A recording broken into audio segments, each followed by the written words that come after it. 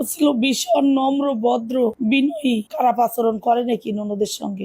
সুস্মিতার কোনো দোষ নেই, সব দোষ আমার মায়ের। একমাত্র ননদ কি বলছে শুনুন।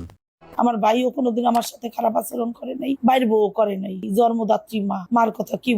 আমার ভাইয়ের বউ সুস্মিতার কোনো দোষ নেই, সব দোষ আমার মায়ের। সুস্মিতাকে আমি নিজেই আমার ভাইয়ের বউ হিসেবে পছন্দ করেছিলাম। গরিব হলেও সে সুন্দর ছিল। কখনো সুস্মিতা আমার সঙ্গে খারাপ ব্যবহার করেনি। ওর আচার ব্যবহার খুবই ভালো ছিল। সুস্মিতাকে নিয়ে কথাগুলো বলছিলেন এসপি পলাশের বড় বোন, অর্থাৎ সুস্মিতার একমাত্র ননদ। মেয়ের বাড়ির অবস্থা তেমন ভালো না। যে মেয়েটার চেহারা ছবি আমার কাছে ভালো লাগে, বাইরে বললাম, বাইরেও পছন্দ হইলো। এই সময় এসেও তার এই বক্তব্য সত্যি অবাক করার মতো। তিনি জানান তাদের মধ্যে কখনো ঝগড়া হয়নি। সেখানে কিনা তার মা বলছে সুস্মিতার অনেক দোষ, সে সবসময় তাকে জ্বালাতো, তাকে একটু শান্তি দিত না। তবে মেয়ে কিন্তু সত্যি কথাটাই বলেছে। নিজের মাকেই দোষারোপ করছেন মেয়ে। তিনি জানান তার মাও সাধু নন।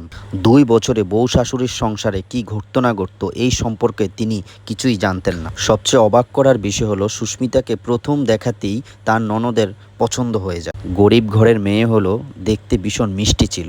পলাশের সাথে সুস্মিতাকে দারুণ মানাবে। এরপর পলাশকে নিয়ে যায় সুস্মিতাকে দেখাতে। প্রথম দেখাতে সুস্মিতাকে পছন্দ হয়ে যায় এসপি পলাশের।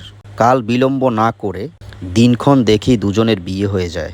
সুস্মিতা যদি খারাপ হতো, তার ননদ কি এত সুন্দর কথা বলতো তাকে নিয়ে?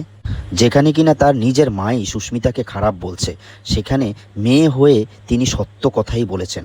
মায়ের জেদের কারণেই সুন্দর সংসারটা আজ ভেঙে গেছে। ভিউয়ার্স, সুস্মিতাকে নিয়ে তার ননদের এই মন্তব্য নিয়ে আপনাদের কি মতামত? কমেন্টস করে অবশ্যই আমাদের সাথে শেয়ার করেন।